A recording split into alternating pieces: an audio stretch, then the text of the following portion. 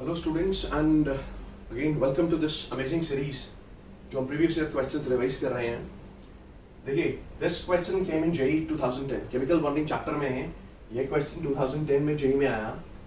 The dipole moment of this molecule, ये कोई halogen होगा या कोई group होगा जिसका dipole moment दिया हुआ 1.5 dBi। इस पूरे molecule का जो dipole moment है that is 1.5 dBi, then the dipole moment of this molecule is, now this is what they are demanding, this is probably a halogen, so देखते हैं इस क्वेश्चन को डील कैसे करना है। देखिए अब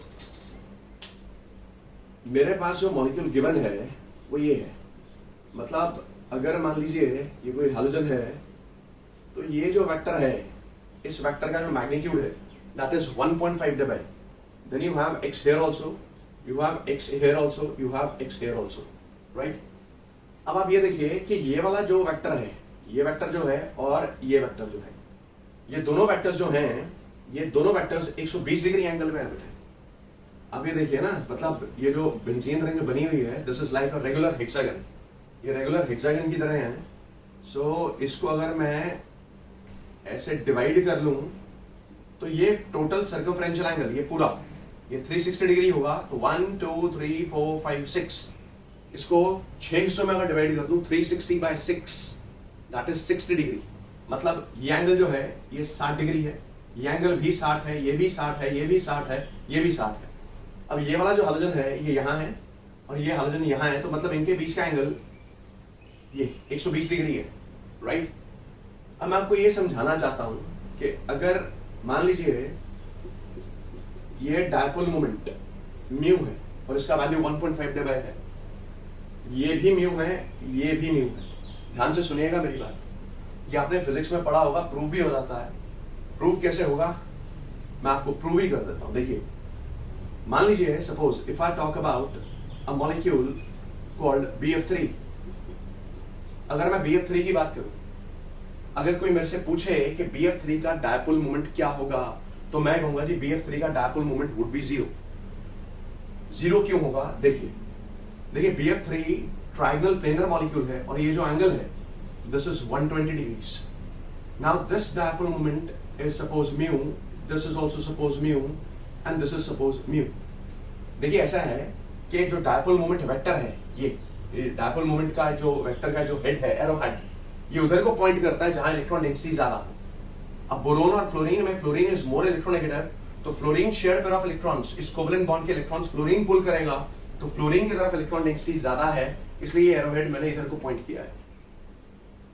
ध्यान से सुनना, मैं इस वेक्टर और इस वेक्टर का रिजल्टेंट निकाल रहा हूं, तो mu R square is mu 1 square plus mu 2 square plus 2 mu 1 mu 2 cos 120 degrees, cos 120 ऐसे निकालते हैं ना रिजल्टेंट फिजिक्स में।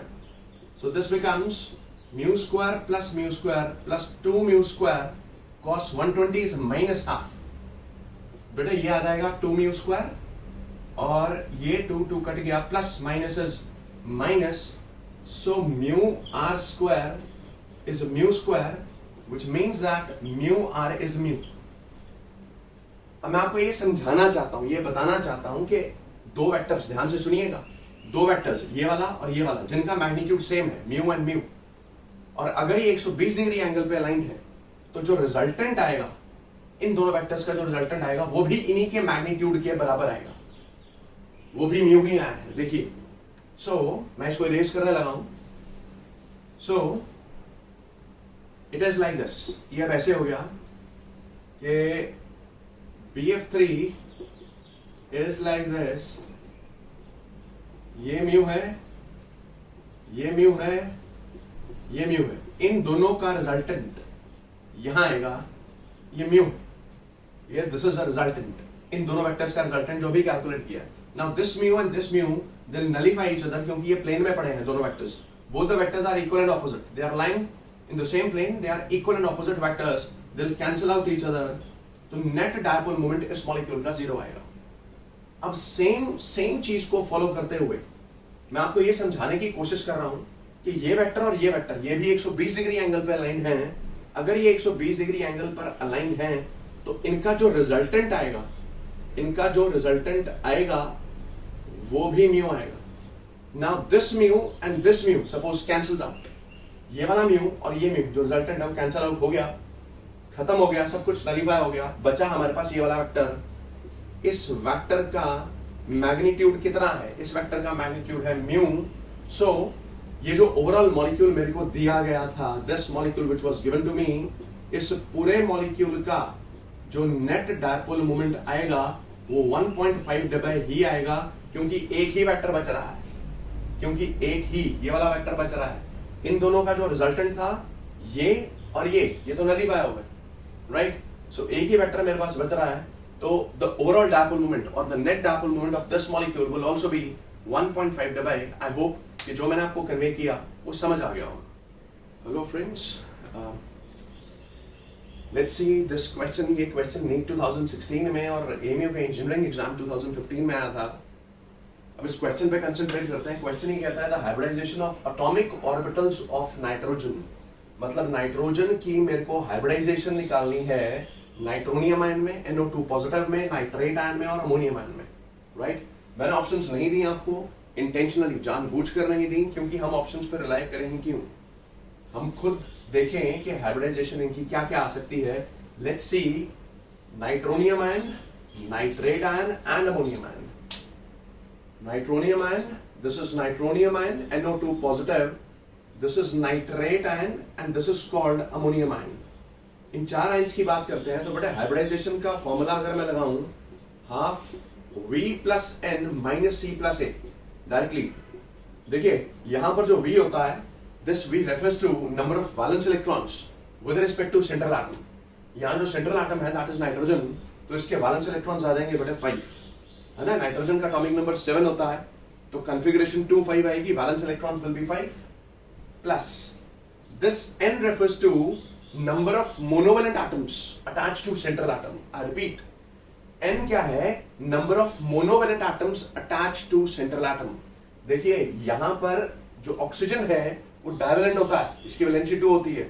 सो it is not a monovalent atom which is attached to central atom. तो यहां पर कितने मोनोवैलेंट एटम्स हैं जो सेंट्रल एटम से अटैच्ड हैं? 0. Minus cationic charge. Cationic charge मतलब पॉजिटिव चार्ज का मैग्नीट्यूड. मैग्नीट्यूड कितना है? 1. Plus anionic charge. Anionic charge is negative charge. Negative charge यहां है नहीं, वो 0. So this is 5 minus 1, this is 4. 4 by 2. अगर बेटा 2 वैल्यू आती है H की, this means that this is sp hybridized. ये sp हाइब्रिडाइज्ड है. और हमें नहीं भूलना चाहिए कि जो नाइट्रोनियम आयन है इसका structure it is like this. अगर आप स्ट्रक्चर देखें तो नाइट्रोनियम आयन का स्ट्रक्चर ये होता है लीनियर. तो यहां भी अगर आप नाइट्रोजन की हाइब्रिडाइजेशन चेक करेंगे तो ऐसे भी देखेंगे तो sp ही आएगी. 1 sigma bond and the other sigma bond. 2 sigma bonds का sum it will be sp, right. So I hope कि नाइट्रोनियम आयन की हाइब्रिडाइजेशन आपको निकालनी आ गई. उसके बाद let's talk about nitrate ion. देखिए अगर नाइट्रेट आयन की बात करते हैं, फिर से number of valence electrons with respect to central atom, बेटा वो 5 आ जाएंगे. Number of monovalent atoms attached to central atom फिर से 0 है, 0. Minus cationic charge. Cationic charge यहां कोई नहीं है, पॉजिटिव चार्ज कोई नहीं है. अनायनिक चार्ज 1 है, इसका मैग्नीट्यूड पुट करना है बेटे, magnitude, right. So this is 5 plus 1, this is 6. 6 by 2, this is 3. अगर H की value 3 means sp2 hybridized. So nitrogen यहां पर sp2 हाइब्रिडाइज्ड है. नाइट्रेट आयन का अगर आप अदरवाइज भी स्ट्रक्चर देखें, नाइट्रेट आयन का अदरवाइज भी अगर आप स्ट्रक्चर देखते हैं तो इट इज लाइक दिस. ये रहा. तो आप देखिए यहां पर नाइट्रोजन की जो हाइब्रिडाइजेशन है, 1 sigma bond, 2 sigma bond, 3 sigma bonds. This nitrogen, this is sp2 hybridized. sp2 hybridized आएगा नाइट्रेट आयन में nitrogen, right. Next I am erasing this. So ये पता चल गया हमें, ये हमें पता चल गया कि यहां नाइट्रोजन sp हाइब्रिडाइज्ड है, और ये पता चल गया कि यहां पर नाइट्रोजन sp2 हाइब्रिडाइज्ड है. Now let's talk about ammonium ion. Ammonium ion की बात करते हैं. Number of valence electrons with respect to central atom they are 5. Number of monovalent atoms attached to central atom they are 4. देखिए hydrogen monovalent होता है, इसकी valency 1 होती है. So number of monovalent atoms attached to central atom they are 4. Minus cationic charge. Cationic charge is 1 plus anionic charge it is 0. So this 5 plus 4, this is 9, 9 minus 1, this is 8, 8 by 2, this is 4. अगर H का value 4 आ गया, this means that nitrogen is sp3 hybridized. So ammonium ion जो है, it is like this. ये रहा ammonium ion, ये लीजिए. ये ammonium ion मैंने ड्रॉ कर दिया. So nitrogen here, this is sp3 hybridized. यहाँ पर आप देख सकते हैं there are 4 sigma bonds. So this is ammonium ion. And अब हमें पता चल गया कि इसका हाइब्रिडाइजेशन जो है वो sp है. यहाँ पर नाइट्रोजन का sp2 है और यहाँ पर sp3 है. So ऑप्शंस पे हम रिलाई क्यों करें जब सब्जेक्ट हमें आता हो, right? So keep working hard, keep concentrating, stay motivated, keep studying. Hello students. ये एक और इम्पोर्टेंट क्वेश्चन है, JEE 2013 में आया था ये. देखिए, मेरा मोटिव ये है कि आपको जो भी क्वेश्चंस दूं मैं, वो अलग अलग तरीके के क्वेश्चंस हो, ताकि हर तरीके का क्वेश्चन का एक्सपोजर आप लोगों को प्रॉपर तरीके से और टाइमली मिल जाए, ताकि आप एंट्रेंस एग्जामिनेशन में किसी भी तरह की कोई दिक्कत ना फेस करें. देखिए, now this question comes from the molecular orbital theory. ये क्वेश्चन मॉलिक्यूलर ऑर्बिटल थ्योरी से है. In which of the following molecules और ions both are not likely to exist. सवाल ये है कि जो ऑप्शंस दी हुई हैं उनमें से किस केस में जो मॉलिक्यूल्स हैं या मॉलिक्यूलर आयंस हैं वो एग्जिस्ट नहीं कर सकते. Question is this, right? So अब जो आंसर दिया गया था that was given as option D. अब मैं आपको समझाता हूं कि ये कैसे पॉसिबल है, कैसे चेक करना है कि कोई एग्जिस्ट करेगा या नहीं करेगा. देखिए, सबसे पहले मैं सी और डी ऑप्शन लेकर आपको समझा देता हूं, right?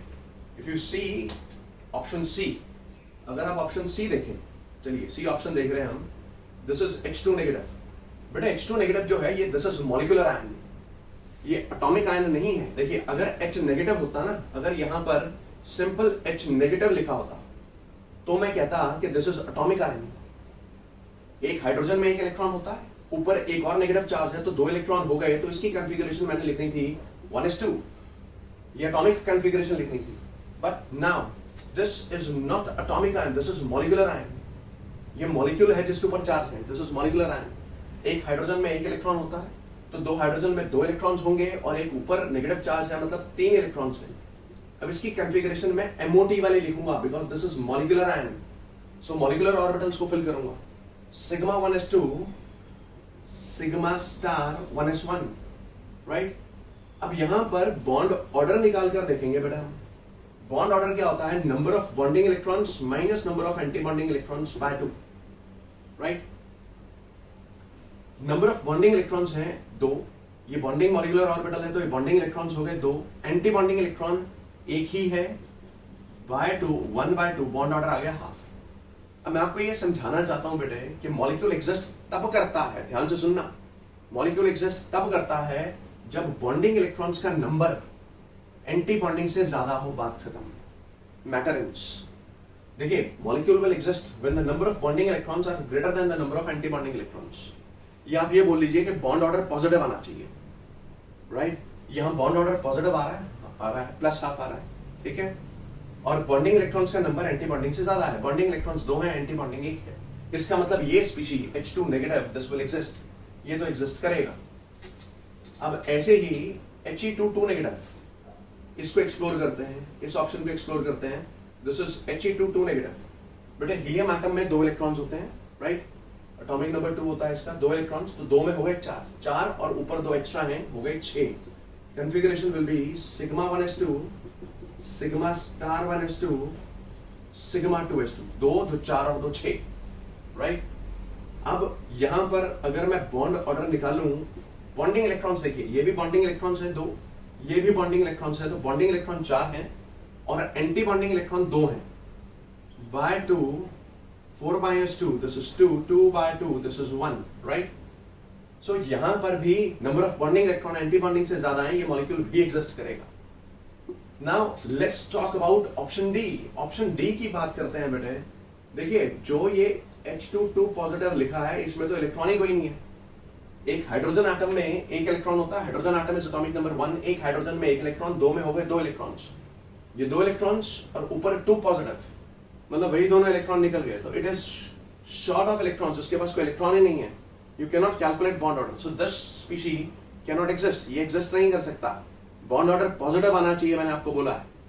So this can not exist. इसका जो काउंटर पार्ट है हीलियम मॉलिक्यूल, इसको भी देख लेते हैं। एक हीलियम एटम में 2 इलेक्ट्रॉन्स, 2 में हो गए बेटे 4 electrons, there are 4 electrons here. Collectively configuration आएगी sigma 1s2 sigma star 1s2। अब मैं आपको ये समझाना चाहता हूं कि यहाँ bonding electrons anti bonding electron के बराबर हैं। अगर बराबर होंगे तो भी मॉलिक्यूल एग्जिस्ट नहीं करेगा, मॉलिक्यूल विल नॉट एग्जिस्ट। अगर बॉन्ड ऑर्डर कैलकुलेट करेंगे तो बॉन्ड ऑर्डर 0 आ जाएगा ना बेटे। Number of bonding electrons 2, anti bonding B2 by 2, it will be 0 by 2, which is 0. So both of these species, they will not exist. This is for sure. I hope कि जो मैंने आपको convey किया, समझाया, वो आपको समझ आ गया होगा। I am erasing this, right? Hello students, now this is yet another important question. This came in IIT 2010. IIT 2010 में आया था। So देखिए क्वेश्चन क्या है, assuming that Hun's rule is violated, ये मान के चलना है कि Hun's rule valid हुआ है और bond order and magnetic nature of B2 हमें कैलकुलेट करना है। जो आंसर दिया हुआ था, मैंने आपको ऑप्शंस नहीं दिए, स्ट्रेट अवे मैंने आंसर बताया है। क्यों बताया है? क्योंकि मैं नहीं चाहता कि आप ऑप्शंस पर रिलाय करें। Why should be rely on options जब सब्जेक्ट हमें आता हो। देखिए B2 का बॉन्ड ऑर्डर उन्होंने दिया था 1 और इसकी मैग्नेटिक नेचर दी थी डायमैग्नेटिक। अब ये कैलकुलेट कैसे हुआ, देखिए IIT 2010 का क्वेश्चन है। देखिए अगर B2 की बात करें, B2 boron, this is atomic number 5। एक बोरोन एटम में 5 इलेक्ट्रॉन होते हैं, तो 2 में हो गए बेटे 10। इसकी कॉन्फ़िगरेशन में ऐसे लिखूंगा sigma 1s2 sigma star 1s2 then sigma 2s2 sigma star 2s2 then pi 2px equal to pi 2py होता है। अब मेरी बात सुनिएगा, 10 इलेक्ट्रॉन्स मेरे को प्लेस करने थे। ये 2, 2, 4, 2, 6, 2, 8, ये तो मैंने कर लिए। लॉजिकली ये दोनों जो मॉलिक्यूलर ऑर्बिटल्स हैं ये डीजनरेट हैं। डीजनरेट मतलब इनकी एनर्जी आपस में बराबर है। और डीजनरेट ऑर्बिटल्स को जब फिल करते हैं, चाहे वो एटॉमिक ऑर्बिटल हो चाहे मॉलिक्यूलर ऑर्बिटल्स हो, तो हम हंस रूल को फॉलो करते हैं। लॉजिकली क्या करना चाहिए, 2, 2, 4, 2, 6, 2, 8, 1, 9 और 1, 10। Logically it should be like this. अगर मैं ऐसे फिल करता हूं एक एक इलेक्ट्रॉन इनमें, तो मैंने हंस रूल को फॉलो किया है। लेकिन उसने बोला है, क्वेश्चन में उसने बोला है कि हंस रूल को आप डिसओबे कीजिए, वायलेट कीजिए। तो मैं क्या कर रहा हूं, दोनों के दोनों इलेक्ट्रॉन्स एक ही मॉलिक्यूलर ऑर्बिटल में फिल कर रहा हूं। अब अगर मैं बॉन्ड ऑर्डर निकालूं, बॉन्ड ऑर्डर निकालने को कहा था ना उसने, हंस रूल वायलेट करने को कहा था, तो जो कहा था मैंने उसको फॉलो किया है। बॉन्ड ऑर्डर निकालने को बोले तो number of bonding electrons 2 to 4 and to 6, number of bonding electrons are 6, anti bonding electrons 2 and to 4, number of bonding minus number of anti bonding electrons, तो बेटा बॉन्ड ऑर्डर आ जाएगा 1। यही दिया हुआ था ना answer. The bond order was 1 and the molecule was given as diamagnetic. Yes, क्योंकि सारे मॉलिक्यूलर ऑर्बिटल्स जो हैं वो फुली फिल्ड है, कोई अनपेड इलेक्ट्रॉन नहीं है। So this is diamagnetic. ये डायमैग्नेटिक है। तो मैं आपको अभी ये समझाने की कोशिश कर रहा हूं कि जो भी क्वेश्चन आप पढ़ें प्लीज उसको ध्यान से पढ़ें। हंस रूल फॉलो करना है, वायलेट करना है। These electronic configurations they should be on your tips, right? So I hope कि जो मैंने समझाया, कन्वे किया, वो आपको प्रॉपरली समझ में आ गया। Thank you for being with me. Take care. I am erasing this. Hello and welcome to all of you. ये question this came in NEET 2017। NEET 2017 में आया था। अब क्वेश्चन पढ़ते हैं, which of the following pairs is isoelectronic and isostructural. इनमें से कौन से पेयर हैं जो आइसोइलेक्ट्रॉनिक एंड आइसोस्ट्रक्चरल हैं? देखिए नीट का एग्जाम वैसे तो जो एजेंसी कंडक्ट करती है, they should be cautious enough, उनको इतनी समझ होनी चाहिए कि आइसोइलेक्ट्रॉनिक स्पीशीज होती हैं बेटे जिनमें total number of electron same होते हैं। अगर आप ध्यान से देखेंगे तो इसका एक्चुअली कोई आंसर ही नहीं बनेगा। आइसोइलेक्ट्रॉनिक में अब यहां पर इसने क्या देख ली है, सिर्फ same number of valence electrons. I am telling you they gave this as answer. उन्होंने ये आंसर दिया था, राइट? सो यहां पर वैसे तो लॉजिकली तो आइसोइलेक्ट्रॉनिक का मतलब होता है कि same number of total electrons, लेकिन अगर आप इसमें और इसमें टोटल नंबर ऑफ इलेक्ट्रॉन्स देखेंगे तो वो सेम नहीं आएंगे। Br2 नेगेटिव में टोटल नंबर ऑफ इलेक्ट्रॉन्स कहीं ज्यादा होंगे HCF2 से। सो लेकिन एक बात जरूर है कि हाँ, इसके और इसके वैलेंस इलेक्ट्रॉन जरूर बराबर है। वैलेंस इलेक्ट्रॉन्स वो कैसे? देखिए आयोडीन की अगर बात करें, आयोडीन हाइड्रोजन है तो इसके वैलेंस इलेक्ट्रॉन्स होंगे 7, 7 वैलेंस इलेक्ट्रॉन्स होंगे, सभी हैलोजेंस के 7 वैलेंस इलेक्ट्रॉन होते हैं। Same stands valid for bromine, एक ब्रोमीन में 7 वैलेंस इलेक्ट्रॉन, तो 2 में हो गए 14 वैलेंस इलेक्ट्रॉन ये और 7 ये 21 हो गए। 21 और एक ऊपर है तो 22 वैलेंस इलेक्ट्रॉन्स है, 22 वैलेंस इलेक्ट्रॉन्स। HCF2 ज़ीनॉन की अगर बात करें तो valence electrons 8 valence electrons, noble gas है, 8 वैलेंस इलेक्ट्रॉन्स।